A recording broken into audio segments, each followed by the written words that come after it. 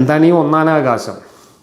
നബീൻ്റെ കാലത്ത് അള്ളാഹുവിന് അറിയാമായിരുന്ന ഒന്നാനാകാശം എന്ന് പറയുന്നത് ബാബിലോണിയക്കാരുടെ ആകാശങ്ങളാണ്. ബാബിലോണിയക്കാർ എങ്ങനെയാണ് 7 ആകാശം തട്ടാക്കിയത് എന്ന് ഇബ്നു കസീറിൻ്റെയൊക്കെ തഫ്സീർ നോക്കിയാൽ നമുക്ക് മനസ്സിലാവും. അന്ന് ബുധൻ, ശുക്രൻ, ചൊവ്വ, വ്യാഴം എന്നൊക്കെ പറയുന്നത് ഓരോ ദൈവങ്ങളായിരുന്നു. ആ ദൈവങ്ങളുടെ ഇരിപ്പിടങ്ങളാണ് ഓരോ ആകാശങ്ങൾ. അങ്ങനെ ആകാശങ്ങളെ 7 തട്ടുകളാക്കി വെച്ചിട്ടുണ്ട് എന്നായിരുന്നു അന്നത്തെ ഒരു വിശ്വാസം. ആ അന്ധവിശ്വാസം അതേപടി പകർത്തി വയ്ക്കുകയാണ് ഖുർആനിലും ചെയ്തിട്ടുള്ളത്. കാരണം അറേബ്യൻ മരുഭൂമിയിൽ നിന്ന് ആകാശത്തേക്ക് നോക്കുകയും അവിടെ കേട്ട് പ്രചാരത്തിലുണ്ടായിരുന്ന ബാബിലോണിയൻ കെട്ടുകഥകൾ വിശ്വസിക്കുകയും ചെയ്തിരുന്ന മുഹമ്മദിനും അള്ളാഹുവിനും അങ്ങനെയാണ് ആകാശത്തെ നോക്കിക്കാണാൻ കഴിഞ്ഞത്. ആ ഒന്നാമത്തെ ആകാശത്താണ് നക്ഷത്രങ്ങൾ മുഴുവൻ ഭംഗി കൂട്ടാൻ വേണ്ടി പറ്റിച്ചു വെച്ചിട്ടുള്ളത് എന്നും അള്ളാഹു മനസ്സിലാക്കിയിരുന്നു. അതനുസരിച്ചാണ് അന്നത്തെ ഒന്നാം ആകാശത്തേക്ക് ഈ ഖുർആനിൻ്റെ കെട്ട് ഇറക്കി വെച്ചത്. പക്ഷേ ഇന്നത്തെ ഒന്നാം ആകാശം മാറിപ്പോയിട്ടുണ്ട്.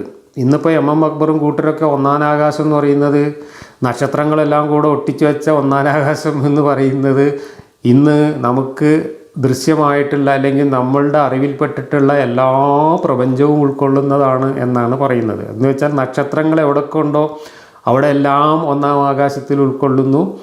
അതിൻ്റെ അപ്പുറത്ത് നമുക്ക് കാണാനും അറിയാനും പറ്റാത്ത 6 പ്രപഞ്ചങ്ങൾ വേറെയുണ്ട്. അതാണ് 7 ആകാശങ്ങൾ എന്നൊക്കെയാണ് ഇന്ന് കസർത്ത് നടത്തുന്നത്.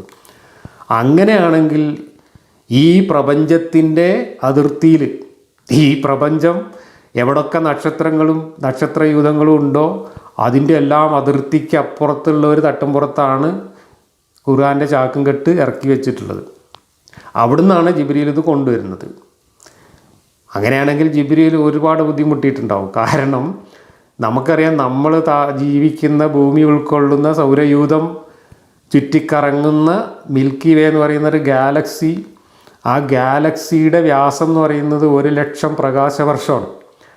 ആ ഗാലക്സിയെ മുറിച്ച് കടന്ന് ഗാലക്സിയുടെ അപ്പുറത്തേക്ക് കടക്കണമെങ്കിൽ പ്രകാശത്തിന് 1,00,000 കൊല്ലം വേണം.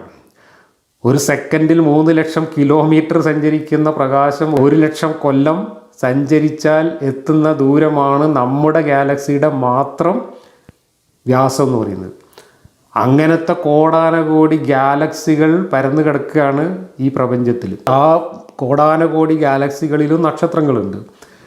അപ്പോൾ ഈ കോടാനകോടി ഗാലക്സികൾ കടന്ന് പോകണമെങ്കിൽ എത്ര പരശതം കോടി പ്രകാശവർഷങ്ങൾ ദൂരം സഞ്ചരിക്കണം.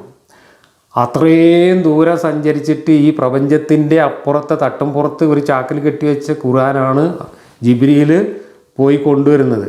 ഓരോ ദിവസവും 2-3 പ്രാവശ്യം പോയി കൊണ്ടുവരുന്നത്. 2-3 അല്ല, ചിലപ്പോൾ അതിലും കൂടുതൽ കൊണ്ടുവന്നിട്ടുണ്ടാവും. അതും എപ്പോഴാണ് കൊണ്ടുവരുന്നത് മുഹമ്മദ് നബിയുടെ ഏതെങ്കിലും ഭാര്യയ്ക്ക് തൂറാൻ മുട്ടിയാൽ അപ്പോൾ ജിബ്രീൽ ഒരു ആയത്തിന് പോകണം. അങ്ങനെയാണ്. ഒരിക്കൽ സൗദായ്ക്ക് തൂറാൻ മുട്ടി. സാധാരണ മുഹമ്മദ് നബീൻ്റെ ഭാര്യമാരും അവിടുത്തെ പെണ്ണുങ്ങളും നല്ലപോലെ ഇരുട്ടായതിന് ശേഷം തൂറാൻ പോകാറുണ്ടായിരുന്നു. കാരണം അന്ന് കക്കൂസൊന്നുമില്ല, മറയൊന്നുമില്ല, ഓപ്പൺ എയറിലാണ് പോവുക.